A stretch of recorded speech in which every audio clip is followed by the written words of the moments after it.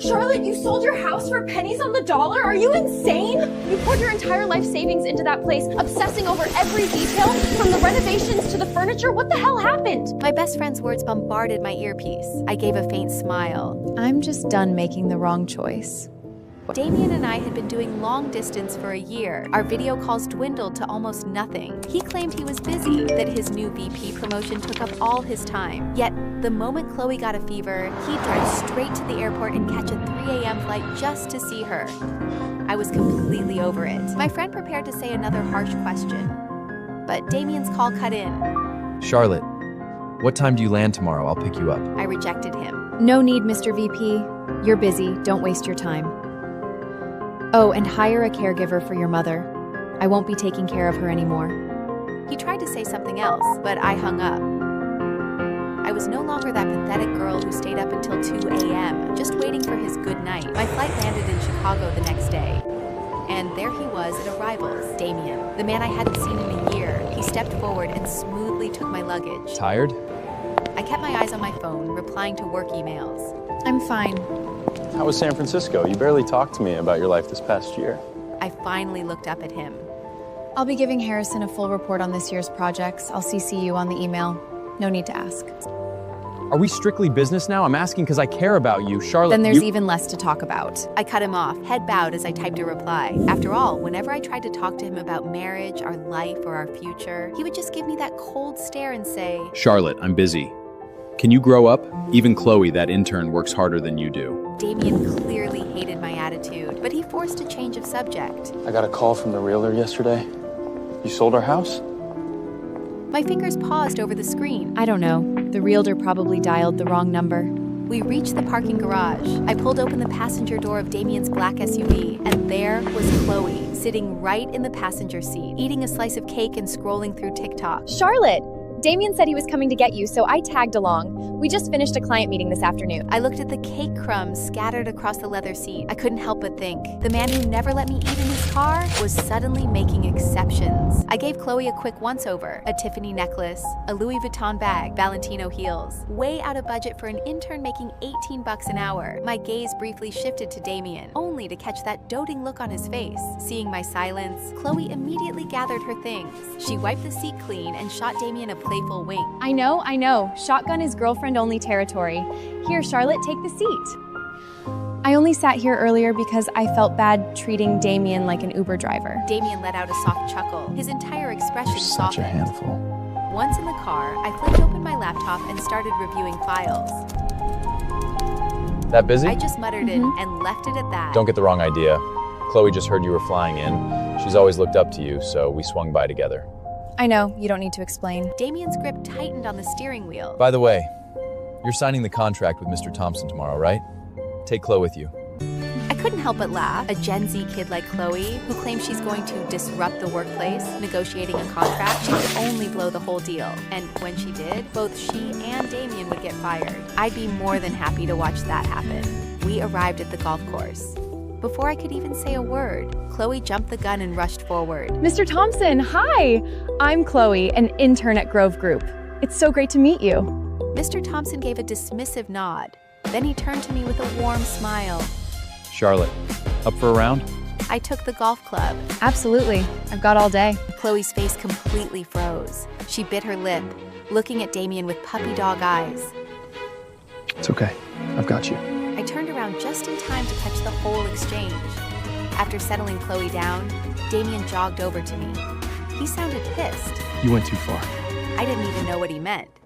He shot me an impatient glare. You brought Chloe here on purpose just to humiliate her, didn't you? She's just an intern. Are you really that petty? I let out a dry scoff. Sorry to disappoint you, but neither of you are that important to me. 30 minutes later, the contract details were practically finalized. My phone blew up with texts from my best friend Violet. I frowned and clicked on the link. It was Chloe's latest social media post, a photo of a golf club in Damian's back. The caption read, "Him and my dreams." I stared at it for 2 seconds. Then I closed the app without a second thought. Stop getting mad over people who aren't worth it. I just never thought the perfect Stanford couple would end up like this. For the first time, my walls cracked a little. My love story with Damian used to be famous at Stanford. He was the legend of the computer science department. I was the stunning valedictorian of the business school. We used to argue until we were red in the face during class debates. No one believed romance could ever spark between us. But to everyone's shock, Damian actually asked me on a date in front of the whole school. Then Chloe showed up, and time again. Between her and me, he chose her. My tone stayed perfectly flat.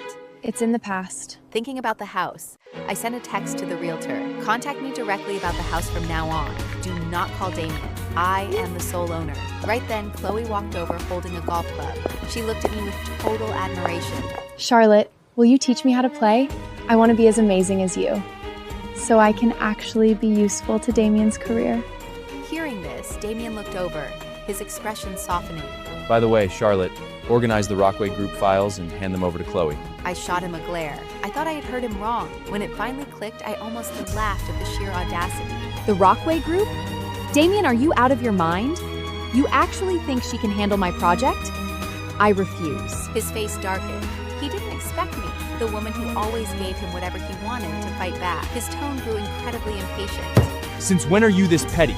If Chloe gets this project, she gets a full-time offer. I quietly stared at the face I once loved the most. Now, he just felt like a total stranger. My heart went ice cold. He never cared how much I sacrificed. Just like a year ago, when he took a project I spent 3 agonizing months preparing and handed it straight to Chloe. The tension was suffocating. The investors and caddies on the course all pretended not to notice the argument, but the occasional glances they shot at Damian and Chloe were filled with sheer disgust. Chloe hurriedly tugged at Damian's sleeve. Damian, please don't fight with Charlotte over me. I don't want people saying I only got this project because of my connections with you. You're always too kind. You're gonna get eaten alive in the corporate world. Charlotte, I'm sorry. I was the one who told him I really wanted more experience. That's why Damian asked you to give me the project. But he was only thinking about what's best for the company. I crossed my arms and stared at her coldly. How incredibly noble of her. It made it sound like if I didn't back down today, I was just being petty and unreasonable. Chloe, if I remember correctly, you've been interning at Grove Group for almost 2 years now, right? Internships at Grove Group are strictly capped at 6 months. How exactly have you stuck around for 2 years? Who authorized that? The implication was too obvious. Their faces instantly dropped. Charlotte, please don't talk about me like that. I ignored her little performance and looked straight at Damian. This is really your fault, Damian. Chloe has been following you around for 2 years. Why haven't you given her a full-time offer yet? Charlotte, you're crossing the line. Take your temper out on me, but leave an innocent girl out of it. I let out a cold laugh. Then let's break up. The next morning, Damian called me into his office the second I walked in. You're off the Rockwood Group project. I already promised it to Chloe. It's not like you need this one anyway. The office was dead silent, so quiet I could only hear the heavy beating of my own heart. When we got home last night, the first thing he did was scold me. Charlotte, what is wrong with you? Can't you just communicate like an adult? Talking like that in front of investors, do you have any idea how that makes me look? And for the record, I am not agreeing to a breakup. I'll pretend I didn't hear it this time. But don't you dare pull a stunt like that again. My patience has a limit. I don't even recognize you anymore. You're acting like a hysterical madwoman. He demanded we sleep in separate rooms and stormed off to the study with his pillow. We didn't speak another word to each other. And now, the moment I stepped into the office, he dropped this bomb on me. I refuse. I could barely breathe. Even if I drop this project, I am not handing it over to Chloe.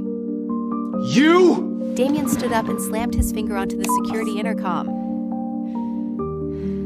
Just because we're dating doesn't mean you get to throw a temper tantrum. The security guards arrived. The atmosphere was incredibly awkward. Right on cue.